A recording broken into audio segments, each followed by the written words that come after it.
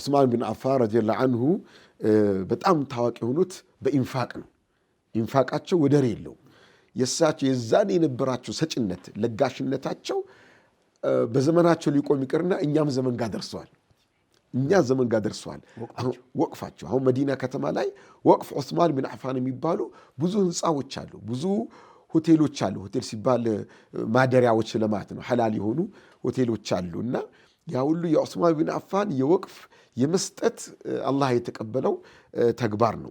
በጣም እንደው እጅግ ደስ የሚለው ብዕር ሩማ የምትባል ጉድጓድ ውሃ ነበረችና ያቺን ውሃ ከይሁዳ ጋር ነገር የነበረች ነቢያችን ሰለላሁ ይሁዳው በጣም ዋጋ እየጨመረ አዛ እያደረገ አስቸግሮ ነበር ሙስሊሞችን።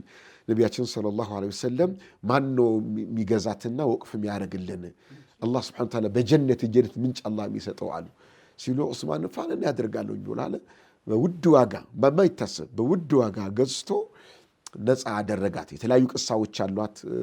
የሆነችበት ነፃ ወደ ወቅፍ የተቀየረችበት ሂደት እሳቸው ዞሮ እሳቸው ወቅፍ አድርገዋታል።